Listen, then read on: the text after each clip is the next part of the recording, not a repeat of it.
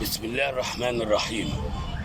قبل ما ابدا الكلام واقول السلام بقول تحيا مصر العظيمه، مصر ام الدنيا، مصر قد الدنيا. ما زلت بتكلم على المشاكل اللي موجوده والاسعار والاسباب بتاعه الاسعار، والشعب المصري بقى في كل يوم في حال مش عارف يعمل ايه. كل يوم في سعر جديد، كل يوم يفوجئ بحاجة جديدة، كل يوم يفوجئ بحاجة جديدة. واخرهم طبعا اسعار السجاير اللي موجودة على مستوى مصر كلها. لو الفلوس الزيادة دي داخلة خزنة الدولة الواحد ما يزعلش. يعني الفلوس دي لو داخلة خزنة الدولة الواحد ما يزعلش. الدولة هتستفيد بيها في طرق، في صحة، في مدارس، في أي حاجة. لكن على حد علمي إن الزيادة دي داخلة جيوب أفراد تجار أو الناس اللي هي مستولية على الحصص من الشركات الأجنبية، يعني التاجر والمتعهد. المتعهد بيبقى موجود مخزن ومعاه موظفين من قلب الشركة،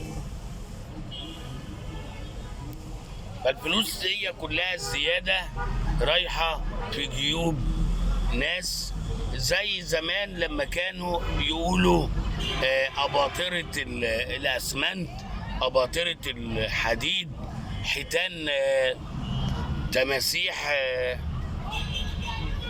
كده. يعني بتمنى ان ما يبقاش علاج المشكلة دي مسكن. بتمنى ان ما يبقاش علاج المشكلة دي مسكن. زي واحد عنده صداع ما يعرفش عنده ايه، بيروح الاجزخانة يقول له عندي صداع فبيديله برشامة.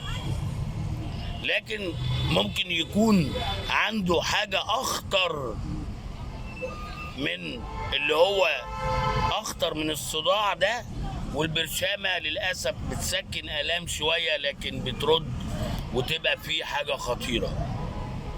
فياريت يبقى في عملية بتر مش مسكنات للمشكلة الأسعار. وأنا واثق إن الدولة، واثق قوي يعني، وعارف إن الدولة يعني أيام أو يمكن على آخر الشهر اللي احنا فيه ده هيكون في تدخل قوي جدا من الدولة في حاجات كتير قوي، ودي على مسؤوليتي الشخصية. الرئيس السيسي يمكن على أول 7 هيتدخل بقرارات كبيرة قوي وقرارات خطيرة جدا حتى يعدل الميزان. الميزان لازم تدخل رئاسي عشان الميزان يتعدل. وما زلت اتكلم على افراد، نعم، وما زلت اتكلم على المباني والعماير اللي اتبنت بعد الثورة. في من بعدها خد تسريح مباني او ما شابه رخصة على 3-4 ادوار، ولكن طلع 16 و17 دور. الازمة اللي موجودة ان 3/4 العماير دي فاضية، 3/4 العماير دي فاضية، معظمها ساكنين دور او 2 أو 3 والباقي كله فاضي. يا ريت الحكومة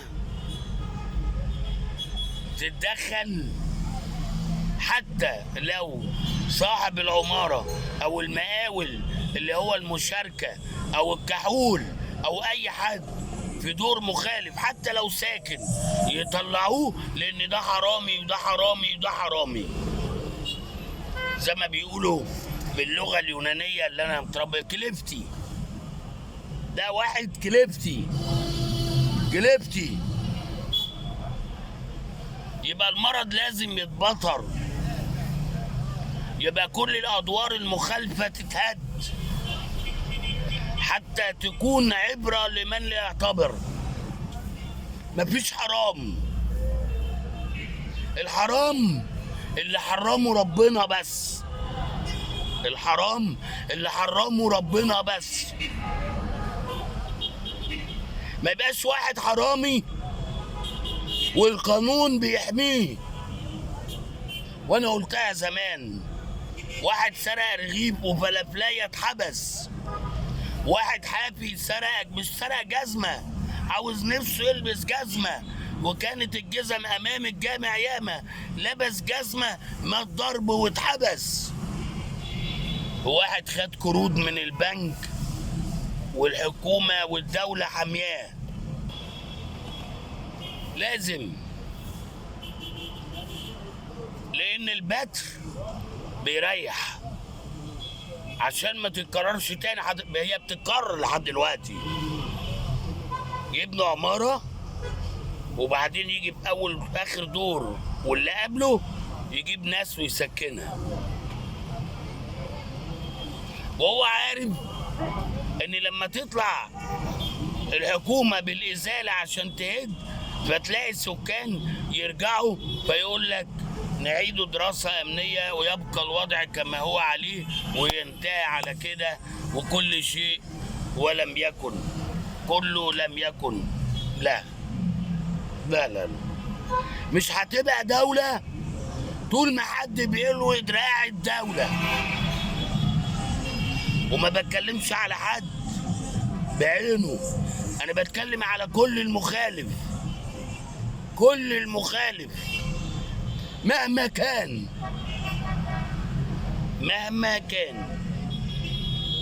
لأن قال له لا نعيش عيشة فل، لا نموت احنا الكل.